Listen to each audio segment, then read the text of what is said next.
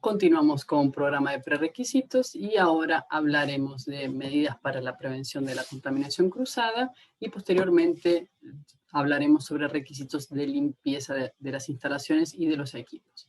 Entonces, comenzando con medidas para la prevención de la contaminación cruzada, hablaremos de contaminaciones microbiológicas, ¿sí? Entonces, las áreas donde exista potencial contaminación microbiológica cruzada deben ser identificadas eh, e implementar un plan de segregación, o sea, una forma de separar esas áreas para protegerlas de esa contaminación cruzada. Eh, debe, Esto debe estar relacionado a una evaluación de peligros que determine cuáles son las fuentes de contaminación y cuál es la susceptibilidad del producto para a esa contaminación y que realmente el producto sea perjudicado por esa situación, ¿sí? Y a partir de ese análisis se tienen que definir las medidas de control para minimizar esa contaminación cruzada. Entonces, por ejemplo, si yo estoy hablando de un proceso que es un proceso seco o mi producto es no perecedero, entonces cualquier contaminación microbiológica ambiental puede ser que no sea tan crítico porque la susceptibilidad de mi producto no es alta y las medidas de control puede ser que sean un poco más flexibles o menos estrictas, ¿sí? Ahora sí, mi proceso de producción está hablando de productos que son perecibles o que son muy susceptibles a una contaminación microbiológica y al crecimiento, por ejemplo, de patógenos, sí, después de determinar esas fuentes de contaminación, tengo que implementar medidas de control que sean más estrictas, más rígidas y eliminar cualquier posibilidad de esa contaminación. Esas medidas de control eh, pueden ser separaciones físicas entre, por ejemplo, materia prima y productos terminados. Ya hablamos un poco de eso cuando hablamos de la infraestructura y la definición de esos flujos de circulación. Una segregación estructural, o sea, barreras físicas, muros, edificios, algo que sea realmente un impedimento físico para que los microorganismos pasen de un área a otra.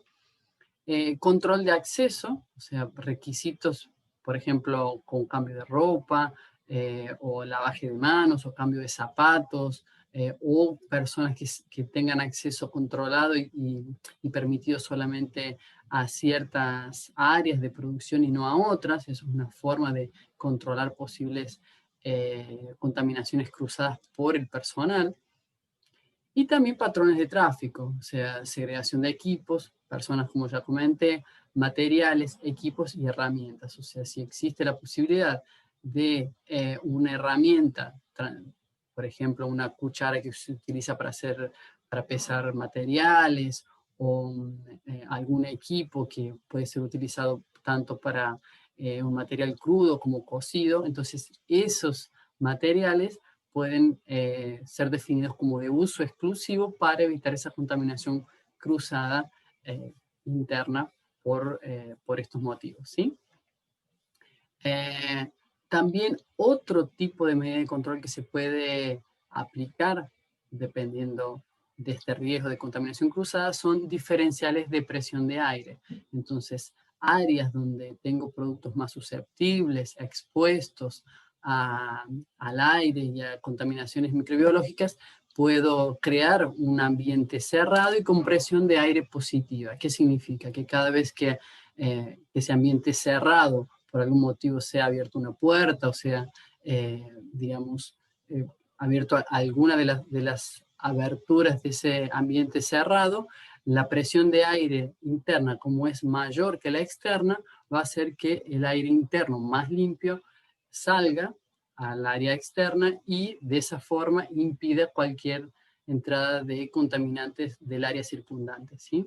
Esto se utiliza mucho en alimentos especiales para destinados para niños o para población susceptible, se utiliza mucho este tipo de medida para evitar contaminaciones microbiológicas. Otro tipo de contaminación que tenemos que considerar como contaminación cruzada son la de alérgenos, ¿sí? Que esos pueden estar presentes en el producto o por contacto cruzado. En cualquiera de los casos deben ser declarados conforme a la legislación del local donde va a ser comercializado, y siempre que posible los productos deben ser protegidos de contacto cruzado no intencional con alérgenos que no estén dentro de su formulación, ¿sí?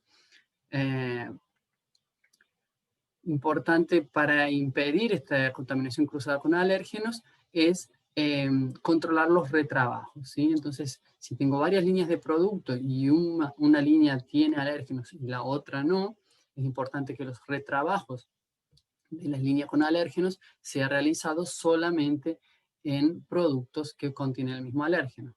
De esta manera, evitando que la otra línea que no posee alérgenos sea contaminada por retrabajos, o sea, partes de productos que que entraron nuevamente en el proceso de producción, cargando el alérgeno, terminen contaminando un producto que inicialmente no lo tenía.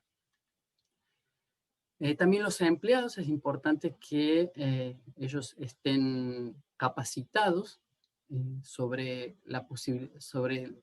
estos conocimientos de contaminación cruzada por alérgenos. Entonces, que ellos sean conscientes y que sepan cuáles son las medidas de control y que sepan cuáles son los cuidados que tienen que tener para evitar una contaminación cruzada por alérgenos. Y el impacto de todo eso, obviamente, en la salud de quien lo consume.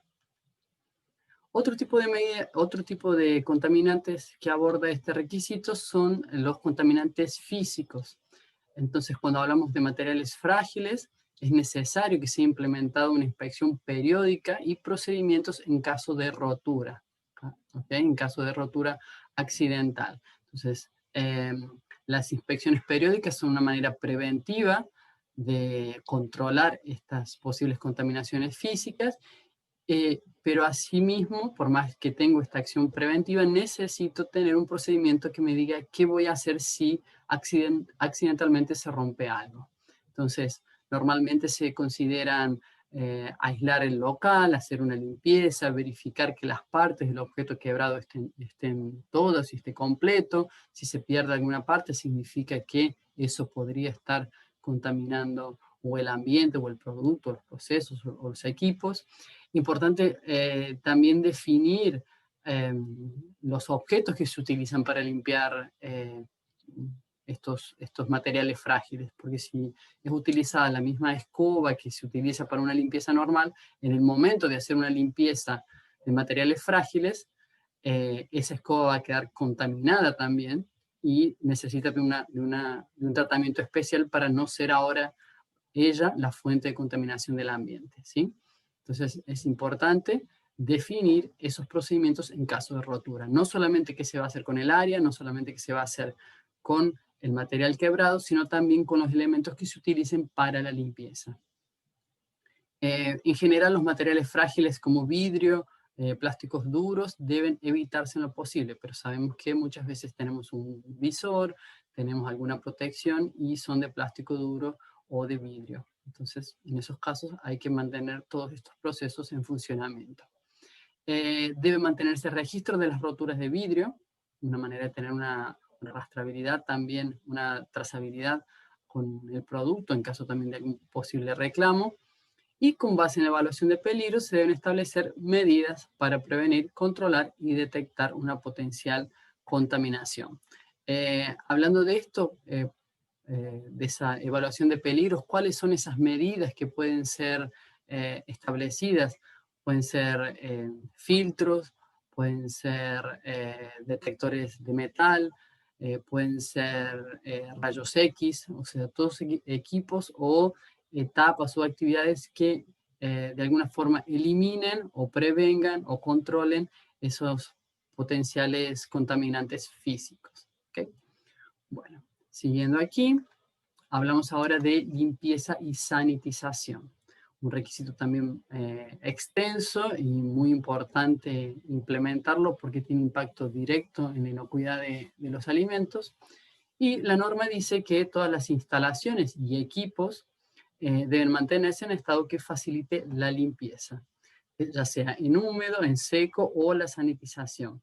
Entonces, ¿se acuerdan? Eso también está relacionado al diseño de los equipos, ¿ah? Porque dice que las instalaciones y equipos deben mantenerse en un estado que facilite la limpieza.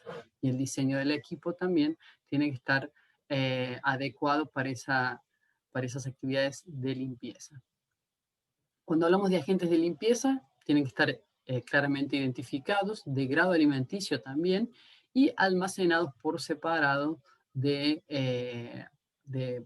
materiales alimenticios o materias primas o productos acabados. ¿Para qué? Para evitar cualquier tipo de contaminación cruzada química entre el agente de limpieza y el alimento. Las herramientas y equipos deben ser de diseño higiénico y ser mantenidos también en una condición que no presente una fuente de material extraño. Esto cuando hablamos de herramientas y equipos, estamos hablando de las herramientas y equipos utilizados para la limpieza de los equipos y de las instalaciones, ¿sí? Entonces, si tengo una escoba y está soltando material, está soltando unos pelos en el momento de ser utilizado, eso va a ser una fuente potencial de materia extraña. O utilizo una esponja para limpiar un tanque o algún tipo de equipo. Bueno, ¿cuál es el estado de esa esponja que no sea también una fuente de materia extraña para el ambiente? ¿Sí? Entonces, mucho cuidado sobre las herramientas utilizadas para la limpieza, ¿sí? Para que no sean realmente el motivo, más que ser una solución, termine siendo el problema y sean la fuente de contaminación por el material o por el cuidado que se les da. Es importante que sean definidos programas de limpieza y sanitización, ¿sí? Esos programas tienen que estar establecidos, o sea, funcionando y también validados. Esa validación significa que voy a demostrar con datos que la limpieza, el procedimiento de limpieza es eficaz. O sea, mis equipos, mi ambiente se mantiene de una manera adecuada, de una manera higiénica y compatible con las actividades que estoy teniendo de producción de alimentos. Los programas de limpieza y sanitización deben especificar lo siguiente: las áreas que van a ser limpias, los elementos de equipo, utensilios que van a ser limpios o sanitizados, quién es el responsable por hacer esas tareas, cuál es el método de limpieza, sanitización y cuál es la frecuencia de esa actividad. Importante esa definición del método, porque la validación también de la limpieza va a ser a partir del método definido, ¿sí? Entonces yo voy a garantizar que haciendo esos pasos que define el método, mi equipo está limpio y validado, está limpio y adecuado para producción.